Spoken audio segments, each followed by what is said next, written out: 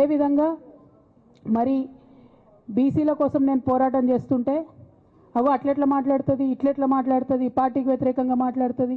అరే నేను కాంగ్రెస్ పెద్దల మీద ఒత్తిడి తీసుకొస్తుంటే బీసీలకు 42% అమలు చేయాలంటే ఏది పడితే అది చిల్వల్ పల్వల్గా నా మీద రాపించడం, ప్రచారం చేయడం, చాలా దారుణమైనటువంటి పనులు పార్టీలో ఉన్నటువంటి కొందరు పని కట్టుకొని కత్తి కట్టుకొని నా మీద చేయడం జరిగింది. అట్లానే నేను ఒక మాట ఏమన్నా, సామాజిక తెలంగాణ సాధన కోసం నేను కట్టుబడి ఉన్నా అన్న. దానిలో తప్పేముంది?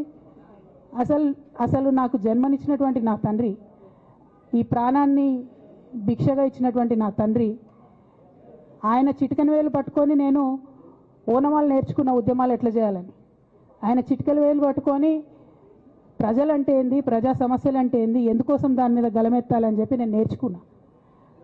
ఆ నాయకుడి స్ఫూర్తిగానే నేను సామాజిక తెలంగాణ మాట్లాడినా. భారతదేశం మొత్తంలో ఇన్ని రాష్ట్రాల్లో ముఖ్యమంత్రులు అయితే 75 ఏళ్ళ స్వతంత్ర భారతదేశం, 79 ఏళ్ళు స్వతంత్ర భారతదేశంలో దళితులకి 3 ఎకరాల భూమి ఇస్తా అని చెప్పినటువంటి ఏకైక గొప్ప నాయకుడు కేసీఆర్ గారు. ఆయన దగ్గర నుంచే కదా నేను సామాజిక తెలంగాణ ఎజెండా నేర్చుకున్నది. బీసీలకు ఎవరు వృత్తి పనిదారులు ఉంటే వాళ్ళకి చేయూతనిస్తా అని చెప్పినటువంటి ఏకైక ముఖ్యమంత్రి కేసీఆర్ గారు. చెప్పినట్టుగా డబ్బులు ఇచ్చిండు కూడా.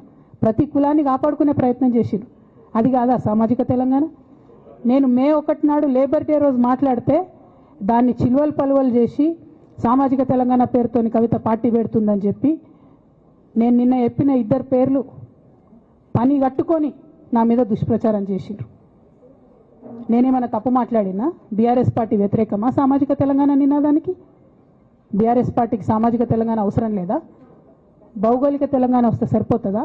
బంగారు తెలంగాణ కావాలని కేసీఆర్ గారు ఇచ్చిన నినాదమే కదా. బంగారు తెలంగాణ అంటే ఏంది? హరీష్ రావు ఇంట్లో బంగారం ఉంటే, సంతోష్ రావు ఇంట్లో బంగారం ఉంటే బంగారు తెలంగాణ అవుతుందా? కాదు కదా. ప్రతి ఒక్క సమాజం బాగుంటేనే బంగారు తెలంగాణ అవుతుంది.